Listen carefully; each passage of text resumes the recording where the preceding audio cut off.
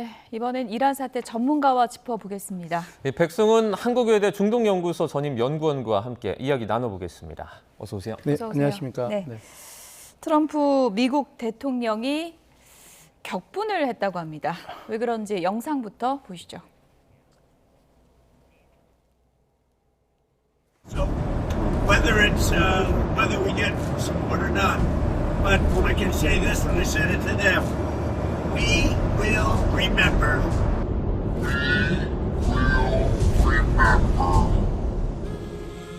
나토 동맹국들이 호르무즈 해협 군함 파병 요청을 거부한 것을 작심 비판했습니다. I think NATO's making a very foolish mistake. This was a great test because we don't need them, but they should have been there. 린지 그레이엄 상원 의원은 트럼프가 엄청나게 화가 난 상태라며 이렇게 화난 건 본 적이 없다고 전했습니다.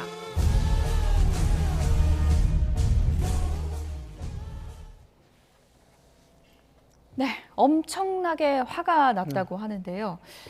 파병하지 말아라, 도와주지 말아라 라고 했는데 진심일까요? 어떻게 해석해야 됩니까? 전형적인 압박 후에 이제 재조정하는 예. 거죠. 근데 이제 그렇다고 해서 저 말을 고지고대로 듣고 보내지 않으면 네, 뭐 큰 문제가 더 불어나지 않을까 이렇게 저희가 우려해야 되는 상황입니다. 결국은 압박을 세게 했는데 이제 책임을 동맹한테 던지는 거라고 보면 됩니다. 그러니까 이제 본인은 참여해라. 근데 지금 뜨뜻미지근한 반응이 오니까 그러면 아예 안 와도 된다라고 하면서 그 책임을 동맹한테 이제 던지는 거죠. 아, 너네들은 우리가 상호 방호 조약도 해주고 나름 우리가 지켜줄 땐 지켜줬는데 결국은 내가 필요할 때는 오지 않는 사람들이구나 해서 이제 네가 알아서 판단해라 하면서 책임을 동맹국한테 던지는 거죠. 왜냐하면 지금 미국의 지원을 받아야 미국의 요청을 정식적으로 받고 이런 것들을 받아야 우리도 그걸 레버러지로 지렛대로 이렇게 우리가 갈 수 있는데 트럼프 대통령은 이제 어떻게 보면 압박 후 어떤 재조정을 위해서 했는데 뭐 저희가 어떻게 나오느냐에 따라서 각 국가가 어떻게 나오느냐에 따라서 또 트럼프 대통령이 또 정식적으로 요청을 하면서 이렇게 하는데 지금은 책임을 동맹국한테 그냥 공을 이쪽으로 던진 거라고 보시면 될 것 같습니다. 네, 트럼프 대통령이 몇 국가를 이렇게 콕 집어서 말을 하지 않았습니까? 뭐 나토라든지 우리나라든지. 그런데 지금 이 상황에서 각국의 어떤 입장은 좀 어떤가요? 지금 다 부정적이죠. 호주는 참여하지 않겠다고 얘기를 했고 나토도 자기네들이 참여하지 못해 어렵다라고 했는데 문제는 이겁니다. 어떤 목적과 명분이 지금 확실하지가 않거든요. 그러니까 예를 들어서 이번 전쟁의 첫 시작의 이 전쟁의 명분은 이란의 핵 위협이었습니다. 그래서 트럼프 대통령도 전쟁 시작하고 나서는 이란이 이제 내가 공격을 안 했으면 2주 안에 핵을 가졌을 거다라고 해서 그 명분을 그렇게 삼았거든요. 근데 갑자기 이 명분이 지금 호르무즈의 그 글로벌 유통망에 대한 위협이니까 우리가 같이 해야 된다는 걸로 지금 전쟁이 바뀌어버린 겁니다. 그래서 처음에는 지금 이렇게 보시면 될 것 같습니다. 트럼프 대통령이 극노했다 이런 것은 트럼프 대통령도 지금 출구 전략이나 명분이나 이런 것들을 쌓기가 쉽지가 않은 상황이거든요. 그럼 결국은 이것은 책임하고 비용보다는 책임 부담을 좀 나누자라는 늑점이었습니다. 전쟁의 책임을. 원래는 지금 이란과 미국의 전쟁이었는데 이게 도대체 끝이 나지가 않으니까 그러니까 연합국과 이란, 그러니까 이란이 지금 여러 가지 문제를 일으킨 게 맞고 지금 호르무즈 해협을 막고 글로벌 석유 그 시장을 이렇게 압박을 하고 피해를 주는 게 맞지 않냐. 그러니까 우리가 다 같이 이렇게 참여를 해서 이 전쟁을 같이 수행하자. 어떻게 보면 그런 식의 물타기라고도 볼 수 있죠. 이게 변화. 근데 이게 특유의 미국 입장에서 전장이 확대가 안 될 때 그리고 자기네들이 원하는 대로 끌려가지가 않을 때 쓰는 전략 중 하나입니다. 그러니까 2003년도에도 처음 아프가니스탄 전쟁을 시작했을 때는 테러와의 전쟁으로 시작했다가 좀 늘어날 때는 대량 살상 무기가 있어서 우리가 해야 된다 해서 이라크까지 갔다가 그 다음에는 대량 살상 무기도 없고 명분이 없어서 지금 어떻게 해야 되지 하고 2년 3년 끌려갈 때 그때 바꿨던 게 민주주의 확산이라는 거였거든요. 이 모든 문제가 테러리즘과 이런 여러 가지 문제가 민주주의가 잘 확산이 안 돼 있기 때문에 우리가 해야 된다. 그러면서 뭐 소위 말해서 확대돼 중동 구상, 그래서 중동이라고 하는 지역을 넓히고 그 민주주의 확산을 얘기하면서 다 많은 국가들이 참여할 수 있게 명분을 이렇게 했는데 이번에도 그런 거라고 보시면 될 것 같습니다. 이란이 핵무기를 가졌다라는 거는 지금 없는 사실이 돼버렸으니 지금 호르무즈 해협을 막고 이런 글로벌 그 유통망과 그런 그 에너지 안보에 위협을 주는 건 이란 맞지 않느냐, 참여해서 하자. 그러니까 이란과 미국의 전쟁을 이란과 다국적 군대의 전쟁으로 이제 프레임 전환을 하려고 하는 그 시도였는데 이게 먹히지 않으니까 극노를 한 것이죠. 네. 이렇게 되다 보니까 뭐 구도상으로 보면 뭐 언론에서는 뭐 트럼프 미국 대통령이 글로벌 왕따가 된 거 아니냐 이렇게 또 표현하기도 하는데 나토의 훌륭한 시험 무대였다 이렇게 표현을 하기도 했잖아요. 앞으로 동맹국들이 그러면 태세 전환이 조금 있을까요? 어떻게 보십니까? 근데 문제는 이겁니다. 나토는 상호 방어 조약을 서로 맺으니까 그러니까 서로 예. 도와준 건 맞는데 지금 이게 해석 차이입니다. 이게 지금 미국의 본토가 공격을 당했느냐, 이게 상호 보호 조약을 발동을 해서 나토가 들어갈 사안이냐 아니냐의 그 문제가 있는 겁니다. 지금 해석의 차이가 좀 해석의 차이가 당연히 있는 예. 것이죠. 그리고 이 목적이 뭔지도 지금 불분명합니다. 그러니까 수송을 해서 그 소위 말해서 함선의 수송이 목적인 것인지 아니면 지금 전시 상황이지 않습니까? 미국과 이란은 지금 계속해서 갈등을 고조를 시키고 있고 지금 되게 영린이라고 할 수 있는 시설들까지 공격을 했어요. 하르그 섬을 예. 공격한다든지 이란 입장에서는 지금 후자이랑 그러니까 호르무즈 해협을 우회할 수 있는 송유관이 있는 시설까지도 공격하면서 전쟁이 극대화로 지금 치닫고 있는 상황이거든요. 근데 그런 상황에서 지금 참전을 원하는 건데 네. 그러면 그 참전의 목적과 명분은 뭐고 자기네들의 임무는 무엇이며 이 작전 지휘권을 어떻게 할 것이며 이런 것들이 지금 하지가 않는 상태에서 참전을 하게 되면 정말 의도치 않은 미국이 시작한 전쟁에 빨려 들어가는 미국 쪽에 서서 들어가는 상황이 될 수밖에 없으니 나토나 다른 국가들이 되게 우려를 하고 신중하게 참여를 하려고 하는 것이죠. 근데 측근 뭐 얘기를 들어보면은 이렇게까지 화를 낸 적이 없다고 하잖아요. 트럼프 미국 대통령이 이런 상황에서 가만히 있을 사람은 또 아닌데 판 흔들기에 나설 수 있다 이런 얘기가 있습니다. 뭐 어떤 생각을 하고 있을까요? 지금 아마 이렇게 된다고 한다면 아마 그 공격의 공세가 제가 제일 걱정한 것은 이번에 하르그 섬을 공격한 것도 정통적인 문법에서는 할 수 없는 일이었거든요. 그러니까 제가 이번 트럼프 대통령의 행정부를 이제 좀 지나고 나서 더 분석을 해봐야 되겠지만 제가 좀 특이한 상황은 1기 때만 하더라도 존 볼튼이라든지 맥마스터라든지 아니면 그 매티스 장군이라든지 그 보수 계열의 그 정통성을 갖고 있는 군인사들이긴 하지만 그리고 안보 보좌관이긴 하지만 정통성이 있는 사람들이었습니다. 이분들이 만약에 있었으면 충분히 레드라인, 그러니까 레드팀 작동을 해서 하르그 섬 공격 같은 거는 못하게 막았을 겁니다. 왜냐하면 이번 공격도 벤스 부통령은 반대했다라고 그러거든요. 하르그. 그리고 하르그 섬 관련한 거는 이미 이제 이 전략적 요충지를 미국이 몰랐었던 게 아니라 미국이 1960년도에 지어준 시설입니다. 예. 그러니까 다 알고 있었는데 왜 거기를 하지 않았냐. 이게 어떻게 보면 그 이란 정부에는 영린이 되는 시설이거든요. 근데 이 시설까지 트럼프 대통령은 공격을 했습니다. 예. 근데 그렇다고 하면 지금 현 체제에서는 과연 레드 팀들이 있나? 이거 안 된다. 그러니까 예스맨들만 지금 깔려 있는 게 아닌가라는 우려가 들거든요. 그러면 이제 이렇게 볼 수가 있는 거죠. 과연 그 판 흔들기 제가 걱정하는 부분은 정말 우리가 우려하는 영린들까지 건드리는, 예. 그러니까 정유 시설도 공격하고 좀 더 극단으로 가는 그런 뭐라 그럴까 그런 정책들이 나오지 않을까, 그런 전략들이 나오지 않을까, 그 부분이 좀 우려스럽습니다. 그 판단들기에서 좀 정말 진짜 통제가 안 되는 부분까지 이렇게 확전되지 않을까, 그 부분을 가장 우려스럽게 지금 보고 있습니다. 네, 이제 현지 시간 19일로 미일 정상회담이 예정이 돼 있습니다. 그 외신 보도를 좀 보면 일본이 뭐 자유대 검토 착수를 뭐 검토하고 있다 이런 식의 어떤 기사도 나왔고요. 또는 그 과거에 아베 총리 때 했었던 그러니까 조사나 어떤 연구 목적으로 자위대를 파견하는 그런 어떤 형태를 띌 수도 있다라는 얘기가 나오고 있는데 자위대 파견 가능성은 어떻게 보세요? 아마 그 가장 지금 뭐라 그럴까 상황이 안 좋게 놓은 게 일본일 겁니다. 정상회담은 이미 이전에 이렇게 됐는데 이 상황에서 하니까 원래는 여러 가지 핑계를 내서 피해야 되는데 만나야 되는 일본에서도 뭐 상황. 최악의 타이밍이다 이렇게 얘기한다 그래요. 맞습니다. 최악의 예. 타이밍에 이렇게 예. 맞닥뜨리게 됐죠. 그래서 말씀하신 대로 아마 안 보내기는 쉽지는 않을 겁니다. 근데 예. 지금 미국이 요청을 하는 사항이 아주 디테일, 상세적이었거든요. 일본이 어떻게 보면 일본 자위대가 갖고 있는 능력 중에 지금 미국이 원하는 거는 기뢰 제거, 그러니까 소해 능력입니다. 소해 전력이 이렇게 같이 와서 어떻게 보면 지금 기뢰가 깔렸는지 안 깔렸는지는 모르지만 일본의 그 소해 능력이 되는, 그러니까 기뢰를 제거하는 전력들이 와주면 어찌됐건 어떤 시장에 시그널을 줄 수 있냐면 기뢰가 깔리더라도 우리는 이 충분한 전력으로 할 수 있다라고 해서 시장 안정화할 수가 있거든요. 근데 문제는 이겁니다. 지금 미국의 소해함들이 지금 필리핀에, 싱가포르 이쪽에 정박해 있다 그러거든요.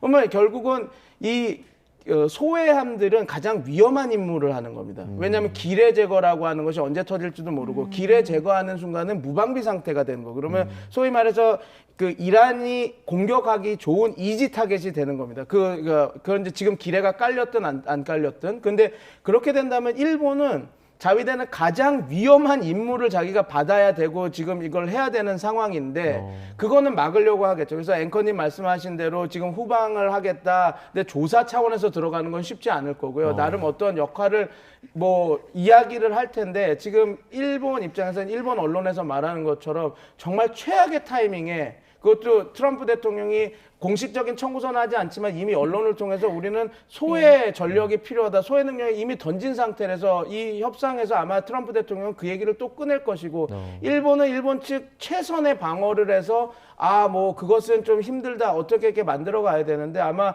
뭐 창과 방패의 대결이 벌어지지 않을까 저는 그렇게 생각합니다. 왜 근데 하필 이 날짜 보내긴 해야 될 겁니다. 예, 네. 왜 하필 이 날짜를 잡았을까 지금 후회를 하고 있을 것 같은데 어쨌든 다카이치 총리가 오늘 이제 미국으로 간다 그래요. 오늘 밤에 미국으로 가는데 속내가 상당히 좀 복잡할 것 같고 원래 이렇게 대면을 해갖고 노를 하기는 더 어려운 거잖아요. 쉽지가 않죠. 쉽지가 않죠. 예, 그리고 예. 트럼프 대통령은 아마 또 완벽하게 협상이 안 되고 애매모호하게 얘기를 하더라도 기자회견 때 적극적으로 후원해주기로 했다. 뭐 뭔가 디테일 그런 식으로 얘기할 수도 있는 것들을 많이 보여줬기 때문에 아마 다카이치 총리님이 비행기에서 아마 못 주무시고 가지 않을까 저는 그렇게 생각합니다. 일본이 어느 정도 도움을 주겠다라는 답변이 나오면 우리 측도 좀 곤란해지는 거 아닙니까?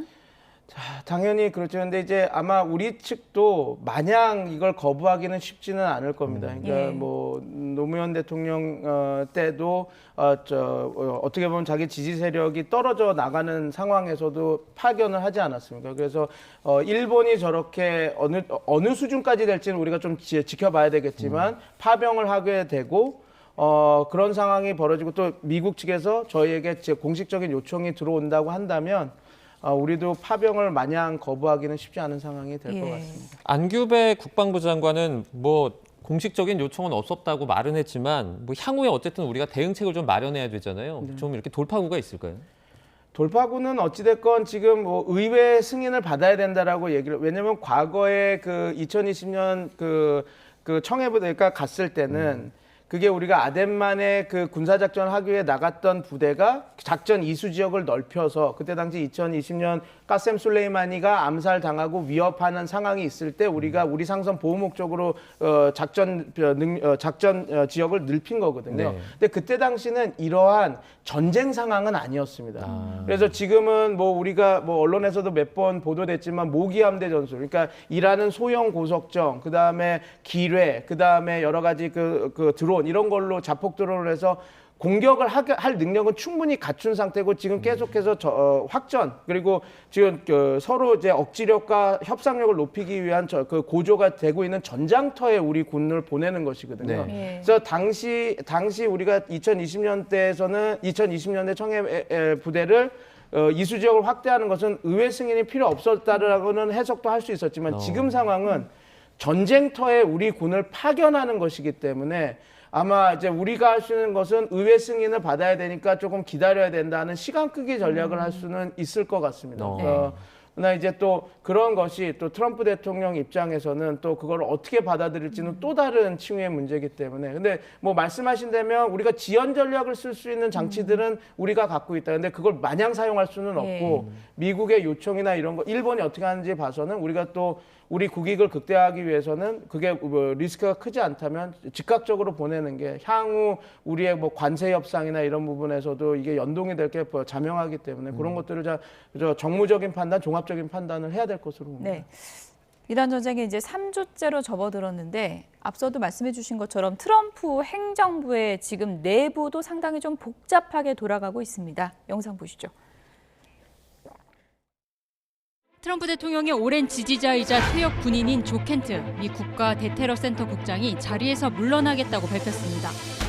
I always thought he was weak on security, but I realized that it's a good thing that he's out because he said that Iran was not a threat. Iran was a threat. 미국이 전쟁을 시작한 건 이스라엘과 그들의 미국 내에서의 로비 단체 때문이라고 주장했습니다.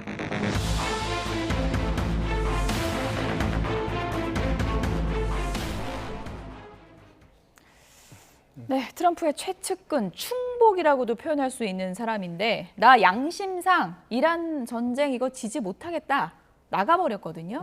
네. 지금 어떻게 보면 이 전쟁은 시작부터 명분이 되게 약했죠. 그러니까 미국이 제시했던 이란이 핵무기를 가지고 있다. 그리고 우리가 공격을 하지 않았으면 그 핵무기를 가졌을 거다. 그리고 의회한테도 imminent threat, 우리 미국한테 즉각적인 위협이 있었기 때문에 예방 전쟁을 했다라고 하는데 예방 전쟁이라는 것은 없습니다. 국제법적으로 위반입니다. 근데 뭐가 있냐면 선제 공격은 국제법에서도 통용되는 부분이 있습니다. 뭐냐면 즉각적 우리 정당 방위처럼 칼을 꺼내서 찌르려고 하는 그 순간 정말 그런 즉각적인 위협이 있어서 우리가 어쩔 수 없이 때렸다라고 하는 게 되는데 지금 트럼프 대통령은 그런 즉각적인 위협이 있었다. 그리고 핵무기 거의 그 문턱이었다라고 얘기하는데 지금 트럼프 대통령이 군사작전으로 그 핵 능력을 추출하겠다라고 했던 그 작전 최근 며칠 전에 나왔었죠. 그게 60% 농축 우라늄 450kg을 우리가 빼내겠다는 거거든요. 근데 그것만 갖고는 소위 말해서 즉각적인 위협이 될 수가 없습니다. 물론 언론에서는 저 양이 나중에 92%그 무기급 우라늄이 되면 11개 분량이라고 얘기는 하지만 그것은 그냥 말 그대로 말장난이거든요. 예를 들어서 집에 칼이 있는 사람들을 두고 내가 저 사람을 체포했다. 왜? 저 사람은 사람 200명을 죽일 수 있는 무기들을 갖고 있었어요. 해서 가서 봤더니 칼이 10개 있다고 쳐서 이거 봐라. 칼이 10개 있으니까 그럼 왜 200명을 죽일 수 있는 칼입니까? 하면 이게 보통 20명을 찌르면 칼을 갈아야 되니까 그래서 그걸 못 쓴다고 치면 그게 10개니까 200명을 죽일 수 있는 살상 무기다. 이건 최대치로 끌어서 얘기한 거거든요. 핵무기라고 하는 것은 막 그냥 단순히 핵물질만 있는 게 아니라 92% 농축하는 우라늄, 그다음에 핵 폭발이 일어날 격발 장치 그리고 그거를 운송할 수 있는 투발 수단 3개가 갖춰져야지 우리가 비로소 핵무기라고 얘기를 하는 겁니다. 그런데 앞에 핵물질도 60% 농축이라서 그걸 92%가 되지 않았고 그다음에 뒤에 있는 그 핵 격발 폭발 장치라든지 투발 수단은 지금 그 정도 소형화 탄두가 없다라고 얘기하는 거면 결국은 지금 트럼프 대통령이 주장하는 그러니까 이란이 위협이 아니라는 소리가 아니라 트럼프 대통령이 주장하는 즉각적인 위협을 해서 공격했다라고 하는 게 안 되거든요. 그러니까 지금 저기 복심이라고 했던 그 안보 보좌관 입장에서도 위협은 아니었다라고 얘기를 할 수밖에 없는 겁니다. 왜냐하면 지금 이렇게 전쟁을 선포하고 그 예방적 전쟁, 선제 타격을 할 수 있는 위협이 지금 발견된 게 없으니까 그건 IAEA에서도 그러니까 그 핵 사찰을 하는 그 핵 IAEA에서도 이란이 그렇게 핵무기를 가졌다라고 하는 정황은 알 수 없다. 그리고 미국 정보부에서도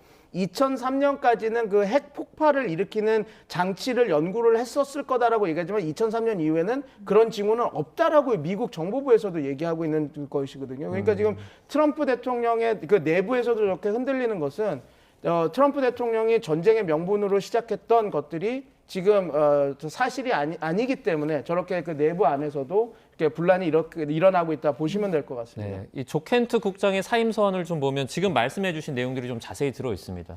심지어서 이번에 미국이 이스라엘과 관련해 가지고 로비를 받아서 이번 전쟁을 시작했다라는 말도 들어 있고요. 이런 것들이 이제 알려지기 시작을 했잖아요. 미국 내 여론에 좀 영향을 줄 수 있을 것 같아요. 성과가 어떻게 되느냐에 따라 달린 것 같습니다. 그러니까 이번 전쟁이 나름대로 성과물을 이렇게 만들어 갈 수 있으면 이것들이 덮일 수 있는 부분도 있는데 지금 저는 근데 그 임계점을 왔다고 봅니다. 아무리 성과를 내도 지금 앵커님이 말씀해 주신 대로 이런 그 내부 분열 그리고 거기에서 이제 여러 가지 정보들이 흘러나오기 시작하면 트럼프 대통령 입장에서는 쉽지 않은 상황이 될 텐데 그럼에도 불구하고 만약에 트럼프 대통령이 이것을 반전을 꾀하려면 자기네들이 선언할 수 있는 저 성과물들이 나와야 되겠죠. 그래서 저는 이번 전쟁이 저는 여태까지는 확전이 되지 않을 거 아마 나름 이렇게 그 길지 않게 해서 출구 전략을 해서 나올 거다 했는데 지금 두 개의 변수가 더 생긴 것 같아요. 트럼프 변수와 이스라엘 변수. 지금 이스라엘은 계속 이 전쟁을 끌고 가고 싶어서 그 최고 지도부 암살을 계속 시도하고 있어서 이 두 변수가 지금 좀 고조화되고 있어서 약간 조금 우려스럽다. 저는 전쟁이 조금 출구 전략으로 나갈 줄 알았는데 이게 조금 끌어질 수 있는 가능성이 이렇게 생기고 있구나. 그렇게 지금 보고 있습니다. 지금 네. 이스라엘은 전쟁을 끌고 가려 한다. 이렇게 이제 표현을 해주셨는데 이스라엘이 지금 이란의 새 최고 지도자도 겨냥을 하고 있습니다. 영상 보시죠.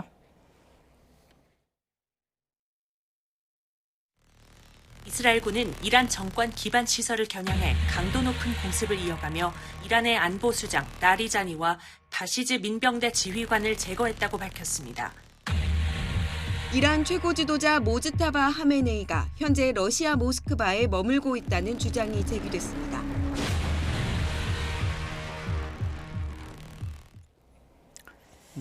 네, 이란의 안보수장을 제거하더니 이게 끝이 아니다. 모즈타바도 끝까지 추적하겠다. 이렇게 밝혔어요. 네.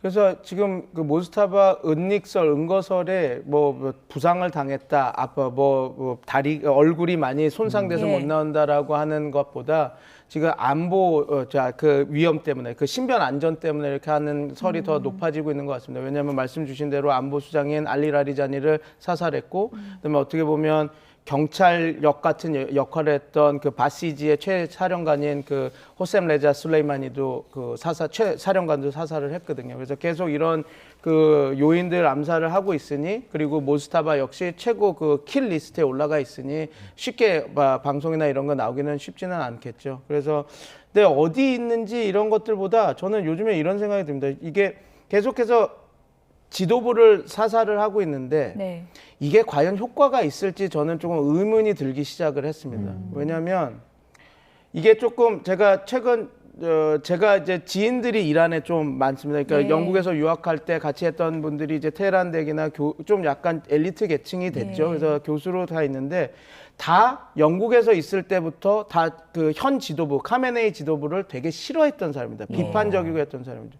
근데 저한테 제가 조금 울컥했던 얘기를 하나 해주는데 그들이 사는 지역이 고위급 간부들이 사는 데니까 항상 타격을 당한답니다. 그러니까 자기네들은 밤이 되면 나오는데 어디로 가냐면 유적지로 간답니다. 유네스코 유적지나 그런데. 왜냐하면 왜 그렇게 가냐면 그래도 이스라엘과 미국이 타격을 하는데 이런 유네스코는 헤리티지 사이트는 공격하지 않겠지 하는 마음으로 가면 진짜 많은 사람들이 모여 있다고 합니다. 근데 문제는 이거죠. 거기 모여 있는 사람들이 카메네이를 욕하는 것이 아니라 이런 얘기를 한답니다. 그냥 이게 그렇다고 네타냐후를 욕하는 것도 아니고 그런데 다 모여서 우리 왜 뭐 때문에 이러고 있냐라고 얘기하는 게 아니라 모여서 그 유적지에 있으면서 정권은 유한하고 내가 카메네이도 싫어하고 하지만 이 유적지는 우리가 지켜야 되겠구나라고 하는 생각이 든다는데 모여서 밤에 이렇게 있으면서 그러니까 이게 이란의 공격은 진짜로 3개월만 전만 해도 카메네이가 저 학살자 우리 국민을 죽이는 학살자 이렇게 비난을 하고 있었던 것들이 이제 이런 공격을 당하고 밤에 자기네들이 어떻게 타격을 받아서 죽을지 모르니까 유적지에 모이고 그 유적지는 어떻게 보면 페르시아 문화 이런 것들 자기네들 역사 이란의 역사가 있는 정체성이 있는 곳이거든요. 거기 모여서 그 사람들이 그렇게 정체성을 잊고 그런 것도 아니고 저도 사회과학자니까 그런 문화적인 가치 이런 얘기를 분석에 넣기 싫어해서 절대 안 하는데 제가 통화를 하면서 좀 울컥한 부분이 있습니다. 이들이 어차피 카메네이도 유한해. 어차피 얘네들도 죽고 봐봐 죽었잖아.